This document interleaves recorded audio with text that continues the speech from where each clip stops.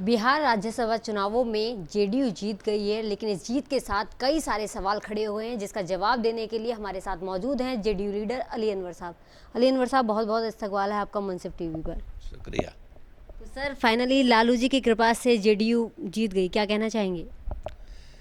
नहीं, हम लोगों ने आभार प्रकट किया है। लालू जी ने बहुत ही दूरदर्शिता का परिचय दिया है और देश के सामने और हमारे देश में का जो सामाजिक ताना बाना है और देश का जो संविधान है, सेकुलरिज्म है, उसके तरफ जो साजिश हो रही थी उसके खिलाफ, तो उसको वो समझे। और लालू जी ही क्यों, सीपीआई ने, कम्युनिस्ट पार्टी ने भी इस बात को समझा, कांग्रेस ने इस बात को समझा और हम समझते हैं कि ये समझदारी अब बिहार से बाहर भी जाएगी। देखिए, बिहार जो पॉलिटिकल सूझबूझ दिखलाता है तो उसका अनुसरण बिहार पूरा देश करता है।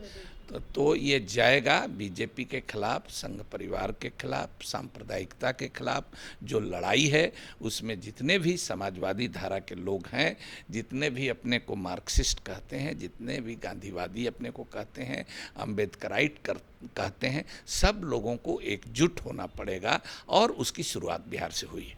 लालू जी ने तो दूरदर्शिता का परिचय दे दिया, लेकिन क्या नीतीश कुमार भी देंगे? आगे लालू और नीतीश एक साथ ऐसे ही चलेंगे? देखिए, हमने जब ये कहा कि ये अनुकरणीय घटना है, जब हम दूसरे के लिए कह रहे हैं तो जाहिर है कि अब वैसे कल को किसने देखा है और कोई ऐसा कोई फैसला अभी है नहीं, लेकिन मैं समझता हूँ कि इस संबंध को आगे बढ़ाना चाहिए। तो क्या ये माना जाए कि इस अनुकरणीय घटना के साथ जेडीयू ने जंगल राज को भुला दिया है? देखिए, जब छोटा शरीर में जख्म होता है और उससे बड़ा जख्म जब हो जाता है तो छोटा जख्म आदमी भुला जाता है। एक परिवार में भी आप देख लीजिए, एक सहोदर भाई बहन में आपस में झगड़ा झंझट होता है, मतभेद होता है, लेकिन बाहर से कोई आक्रमण हो जाता है दुश्मन का तो पूरा परिवार एक हो जाता है। तो ये समाजवादी परिवार के लोग आपस में मतभेद के कारण, ये कोई पहली बात नहीं है कि नीतीश जी लालू जी एक हुए हैं। आप देख लीजिए कि कम्युनिस्ट पार्टियां भी कई भागों में बटी हैं, समाजवादी आंदोलन भी कई भागों में बटा है। तो जब कोई चुनौती आती है तो एक अगर हुए हैं तो हमने कहा कि ये अच्छी बात है।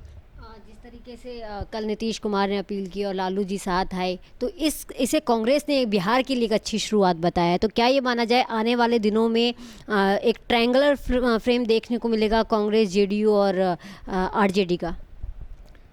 देखिए, हम कह रहे हैं ना कि बीजेपी जैसी जो दानवी ताकत है उसको परास्त करने के लिए सारे लोगों को, जो भी डेमोक्रेसी में, सेकुलरिज्म में विश्वास रखते हैं, उन लोगों को आपस के छोटे मोटे मतभेदों को भुला करके एकजुट हो जाना चाहिए, जितना जल्दी हो जाना चाहिए। लेकिन सर, वो तो लोकसभा चुनावों में भी एकजुट हुए थे, लेकिन नतीजे आपके और हमारे सबके सामने हैं। बीजेपी फुल मेजॉरिटी के साथ आई। मानते हैं कि वो एकजुटता कहीं ना कहीं बाकी पार्टियों के बीच में विभेद का कारण बनी? नहीं, वो एकजुटता नहीं हुई थी।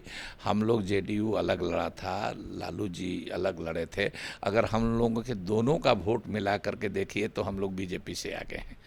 तो अगर ये बात हो गई रहती इलेक्शन से पहले तो बीजेपी का सफाया हो गया रहता। चलिए, बहुत बहुत शुक्रिया इस बातचीत के लिए। ये थे हमारे साथ जेडीयू लीडर अली अनवर, जिन्होंने सीधे सीधे एक चीज़ तो साफ कर दी है कि बीजेपी को रोकने के लिए वो हर तरह के मतभेद भुलाने के लिए तैयार हैं और साथ ही सभी पार्टियों से एक तरीके की अपील भी है कि बीजेपी जैसी पार्टी को, जैसे कि ये सांप्रदायिक करार दे रहे हैं, उसे रोकना होगा। कैमरा पर्सन मनमोहन के साथ गीतांजलि राघव, मुनसिफ टीवी, दिल्ली।